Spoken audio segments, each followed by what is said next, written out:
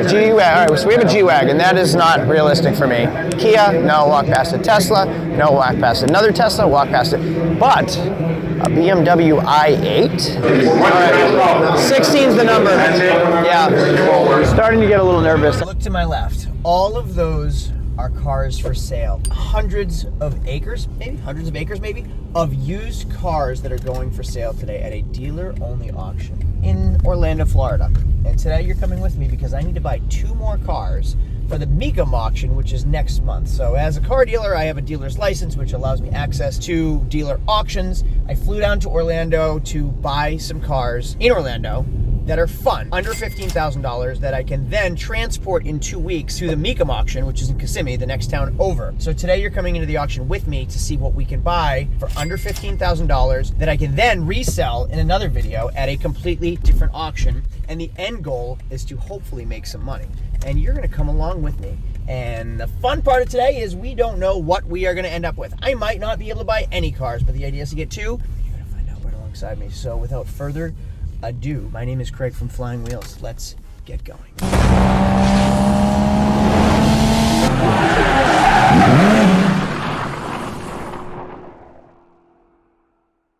So right off the bat, right inside the dealer parking lot is a Lamborghini Urus. Urus? Urus? How do you pronounce it? This is my dream car. Why? Because number 1, it's a Lamborghini. Number 2, it's actually an Audi with Lamborghini parts, and it can be serviced at Audi, and it is unbelievable. And I have 3 kids and a wife, and I want to have a supercar that I can fit my family in, and that's one of them. But that is not why we're here today. That is a one-day end goal. When I sell my flipping $400 to a Ferrari, I will work my way up to an Urus. Today, let's just go inside. I keep talking. Let's go see what's inside the auction. All right, let's go buy some cars. I need 2 fun cars. What will we end up with today? I don't know.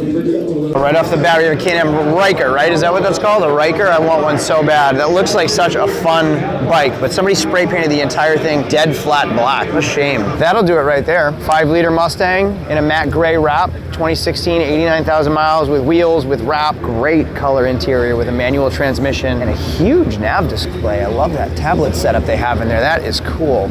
So this would work. This is, man, I'd take this home and enjoy it until it sells. Wow, Roush exhaust. Nice car. G-Wagon, all right, so we have a G-Wagon. That is not realistic for me. Kia, no, walk past it. Tesla, no, walk past it. Another Tesla, walk past it. But a BMW i8, that is well over $15,000, but look at it with those wheels. So apparently this is an underperforming car, like it was a disappointment. It's a hybrid, 4-cylinder? What are the specs on this? You guys tell me. It looks amazing, but apparently they underperform. They're not fast, but they're 2+2, so they have like 2 rear jump seats, they have 2 front seats, and they are super car looking. Like that style is incredible. I want one. I don't even care that it might not be fast. I want one. Faded roof or a wrap? Lots of wraps in Florida. Love it with those wheels too. So right here we have a 2016 Ford Mustang GT, 89,000 miles, 5-liter manual transmission, and it should be around $13,000 to $14,000 here. So we'll see what it goes for. It does have a check engine light, so it probably doesn't have cats in Florida. They don't have state inspections, so you gotta be aware of that. 13,000. Oh, sounds good. Yeah, probably no cats. That sounded good. 15. Now they're capped. They've capped me. My budget's 15 per car, so they're already over. 17. That Mustang is climbing, and it's still up over $18,000 high. Up over $18,000. So shoot. First car, no luck. All right, cool. So we have a like burnt orange Camaro. I'm sure that has a color name that I don't know. But Camaro SS, burnt orange, black hood, convertible. This is kind of custom enough to sell it at Mecum that it could be interesting, but also it's like not well done. The wheels aren't nice. The hood scoops are stick-ons, so not that cool. And spray painted red, no, that's red wrapping on the center console. Kind of uncool, but this could work. Oh, it says SS and it's a 6-cylinder, for frig's sake. And it's a full-on repaint. Like, look at, that's a Mako paint job. See how they sprayed on the inside there? Look at it here. It also has 4 owners and an accident, so there's nothing good about this car, but the fact that it might be chippy. It's a 6-cylinder, it's a repaint, it is not an SS, it has bad wheels, it has a bad hood, but it's kind of cool looking from afar. It might be cheap. I want it to be under 7, starting bid was 7, now it's at 7,800. It's not looking good so far because the first 2 cars went for way more than I would have purchased them for, but not only that, more than the book value was. So when I scan the VIN, it comes up with what they should be selling for, what me as a dealer should pay for them. Both the Camaro and that Mustang went for more than book value at an auction, so that is not promising for me today so far. This will be over 15,000, but oh, it's a 2022 Challenger. Yeah, this is out of the budget, not an option. So I always say I kind of have a crystal ball into our future, a little bit like how is our economy doing? How's our market doing based on the car market? Yesterday I was at one of the auctions here and I saw 3 Corvette Z06s. So the new C8 Z06 that had a 3-year wait list, I saw 3 of them for sale at the auction used. So is that indicative of the economy, or are people trying to dump their expensive stuff and liquidate and have cash on hand? For example, here is the new Hummer SUV, full electric vehicle, 2022, 875 miles. Now this car could be here, same with the Z06s, because there is a market adjustment on them. Like dealers are willing to pay more than the MSRP, the manufacturer suggested retail price. So it could be here for that. It could be here because EVs are a flop now and people don't want them. Or it could, oh man, is that a dent? Nope, that's just the body. This thing is really, really cool. And I have a number on one of these, so I should be getting one. And I'm a little nervous about it because I feel like I don't know it well enough, but I feel like the hype on them isn't what everybody expected them to be. Let's check this car out. So this is the first one I've seen in person. Tow hooks, tow package, multiple tow connections. We have the multiple use tailgate. I haven't seen one in person yet. Now some of these have a crab walk option and 1,000 horsepower. I don't know without seeing the window sticker if this has either. Oh, they locked it. Son of a gun. Look at the interior of that. I want one. I didn't know if I wanted one, and when my number comes up, I didn't know if I was gonna still buy it. Looking at it, I want one. Is this a Lexus LC500? Is that what that car is? I think it's a 5-liter hardtop convertible. Like, look at the just design of this car. And I had said that I love the i8, but this car is incredible and has power, and it's classy and elegant. Look at the length of that hood and just the swoops and the long lines. This car is amazing. Does it open like a Tesla? It does. This is kind of a pain in the ass. Jeez, that was awful. It's all banged up too. This is gonna be over 15 grand, but this would work. It's a 2014, 31,000 miles, 5-liter. The Coyote, yeah, 5-liter, yeah. So it's a Coyote V8, manual transmission. The miles are right to be at a Mecum auction. So this could work, and I'd probably be in the $16,000 range for it. We'll see what this goes for. I wanted to be under 17,000, and no bids. They started at 20, they lowered it to 19. They're at 18.2 with no bids. 2014 is 10 years old. I'm at 16, yeah. I'm high bidder at 16. Last call. Give them a little bit, one. Always on done. 16,000. We just keep our way, bro. 16's the number. That's it? Yeah. Thank you. I got some on the internet. What would you call that? 18 grand. 18 grand. So MMR, meaning the Manheim Market Report, and at a Manheim auction, is 21.5 on that car. That's really high. I was the high bidder and only bidder at 16,000. I came up to 17,000. He said 18,000. I said no. I stayed firm at 17,000, and the idea is walk away. Like, I don't need it. So I walked away, and he said, all right, come back. We'll do a call at 17,000, which is essentially like an if bid. So we'll do an if, see if they'll sell it at 17. And the way that works is they'll see how they sell today. If they make enough money, they'll cut others loose that might be a loss for them, like that Mustang. And then at 17, add probably $500-600 in auction fees. I'll be under 18 by the time it gets to the auction. I'll have a 39,000 mile Mustang that was really clean at the auction that needs nothing. That's what I should be focusing on. All right, here we go. 2005 Chrysler Crossfire, 46,000 miles. This is the stuff I need to be bringing. It's clean, it's retail ready. This is auction ready. That Mercedes yesterday, if you haven't seen the video, I bought a 39,000 mile Mercedes. That's rough. This is what I'm supposed to be buying. Clean, ready to sell cars. There's no accident. Now, this car has a low value on it, like 4 or 5 grand. I think it's going to go for 100,000. Yeah, it's already happening. It's 8 grand.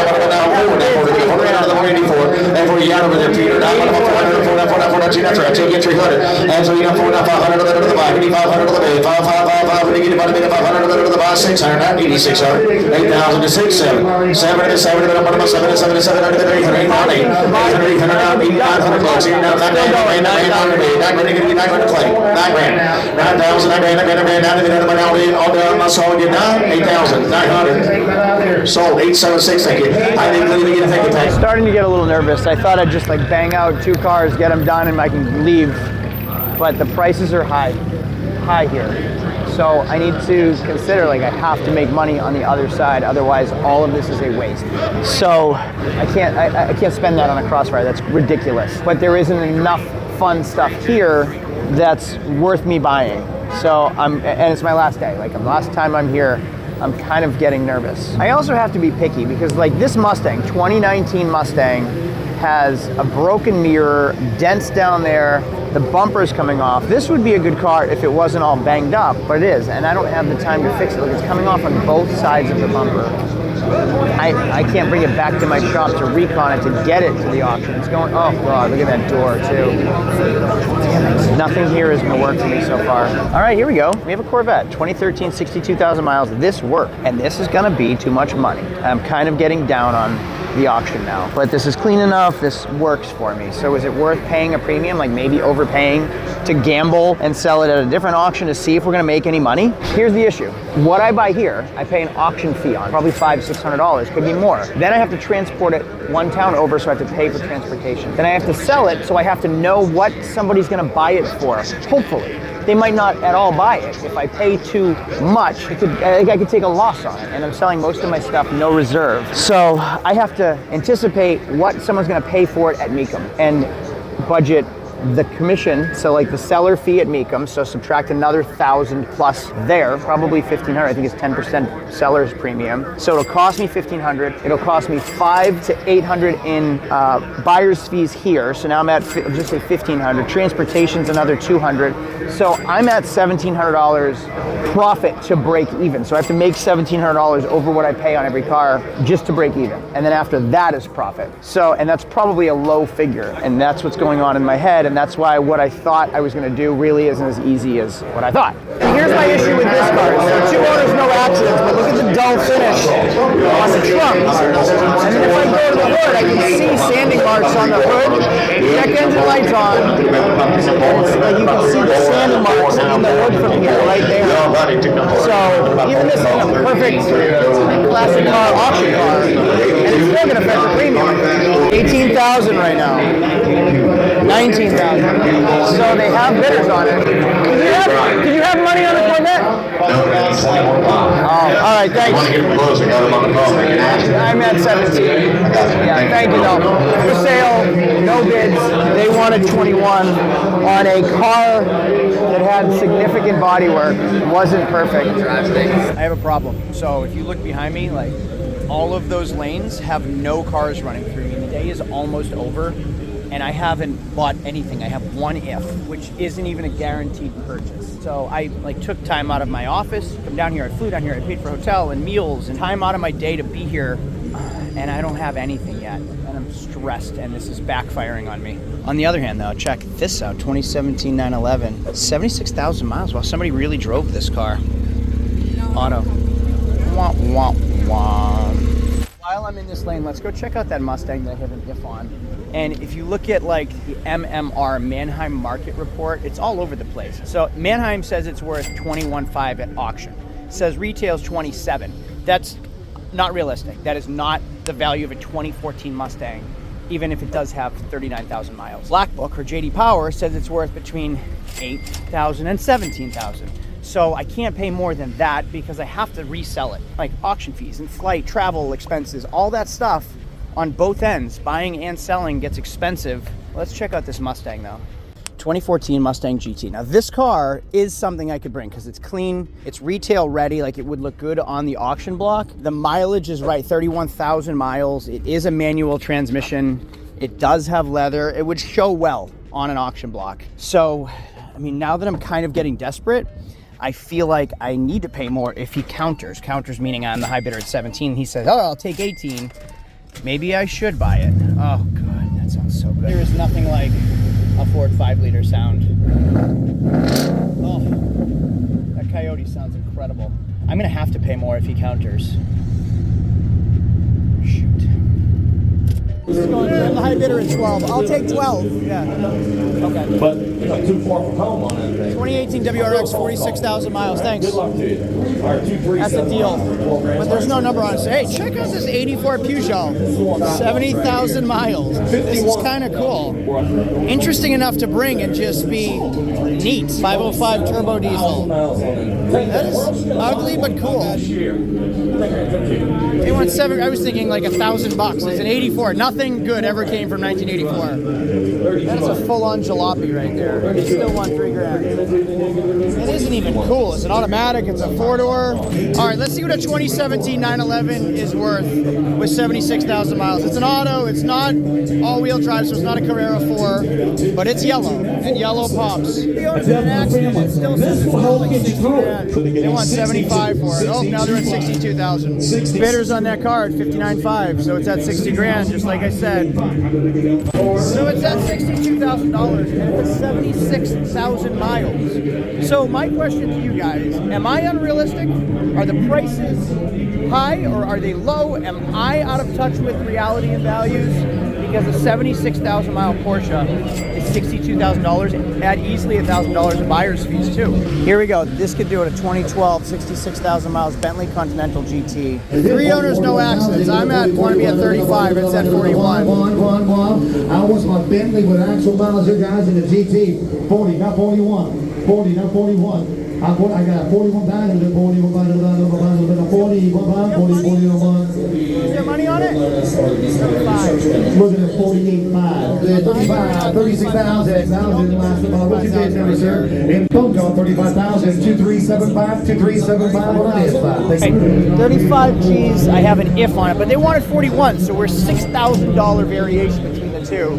That's unrealistic for a seller, so they might say no, like completely say no to me. But if the value is 40 and I'm at 35, that gives me a $5,000 buffer to cover all my expenses and hopefully make a profit, because you don't want to do this for free. Let's go check out the Bentley now. I have 2 ifs, which is actually even more stressful, meaning I might have cars, I might not have cars. So I can't really buy anything else because I have ifs that could be pending sales, and then I can end up with even more cars, and then I'm shipping them home instead of bringing them to the auction. Okay, buying any convertible is a gamble without looking at it. And this car is so far back, like you can see the auction way, way, way out there. I would have never known this car was here until it got up in the lane, unless I walked around early, miles and miles and miles up and down every single lane. So I really don't have the opportunity to look at this car aside from like a quick walk around and like a 60-second glimpse of everything. And I can't try the top. And if you watched yesterday's video, I bought a Mercedes that the top didn't work. This thing is rough. Look at this car. So the wood is faded here and all here. The dash pad is peeling off. Let's start it and see if it runs. Oh, the key is on this side, like a Porsche. All right, that's good. Please turn off. Please turn off. Don't have a check engine light on in a Bentley. It's kind of hidden. You can kind of see how that check engine light is hidden. Freaking Volkswagens. So this car is owned by Volkswagen, and now there's more. If you look here, stop vehicle too low, and it's going up and down, and the convertible top light is on. I'm pretty sure this convertible top isn't gonna work. Let's see. Yeah, the convertible top isn't working. The suspension is leaking. It's missing. This is always missing on every Audi, Volkswagen, and apparently Bentley as well. This is not a great buy. Not a great buy. The auction's over. I have 2 ifs, which is not actually accurate. I forgot that I have an if on a 2000 something Subaru WRX in pearl white, which I didn't need. So I bought that, and that's more of like a New Hampshire car, not a Florida car or a Mecum auction car. And I still have 2 ifs, one on a Bentley, one on the Mustang. At 35, I'm probably right in the Bentley, because it's like the newer generation. 08's the older looking, 2012 has a newer interior, newer headlights. So I'm probably right at 35, even with the blown suspension and even with the top not working, but those are things I don't want to fix. So I almost want to turn that one away and pay more on the Mustang, and in the next segment we'll know what happens. I just have to wait for the auction to call me. 10 minutes later. It's been 10 minutes since I found out about the Subaru. I just got a decline on the Mustang. That was the one I actually wanted. So the one car I really, really wanted was the Mustang, and they didn't even counter. like didn't send me a counter offer. They just said no, declined.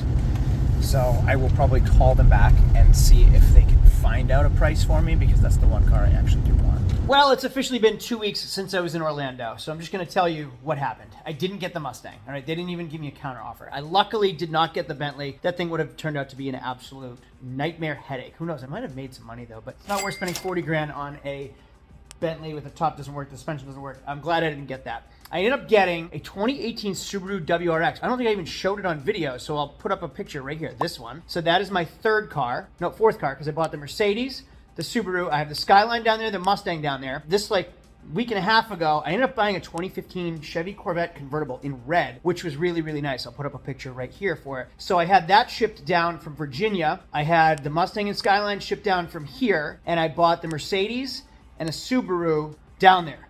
And now, like, I'm leaving tomorrow for Mecum. If they don't sell, I have to ship them all back up. And I'm pretty stressed. Like, I don't know how I'm gonna do in this auction because there's a 10% seller's fee. So if the Skyline's 30 grand, I only get 27. Plus I shipped it down there for 1,400, so I got like 25. I own that car for like over 28. The Mustang, I'm just like crazy nervous about this whole fiasco. I feel like I'm gonna lose my shirt. While I'm there, our final video, which is when all the cars run through, so I'm going tomorrow, I'm gonna make a video about that. I'll make a video on Sunday about what cars are there. And then the third video is all 5 cars going through. We're gonna see how we did. We're gonna see if we made any money, lost money. And that's the video I'm most excited about. I actually hired a production company to be with us. We're going to be mic'd up. We're going to have a camera crew with us. So we're going to be strolling around Mecum like we're a TV show. I'm really, really excited. I really footed a big bill for this between $150,000 in cars and this production company. I'm just trying to experiment with new things, make better video content for you guys. So I'm curious to see what you think about that when it's coming out. So probably our next video will be day 1 at Mecum, which is tomorrow, me leaving, and then you'll see a couple days after that. So thanks for watching. I'll see you all later. Thumbs ups don't cost you anything, but they're huge for us. So if you can hit the thumbs up down below, I really, really appreciate it. I'll see you at Mecum. Adios.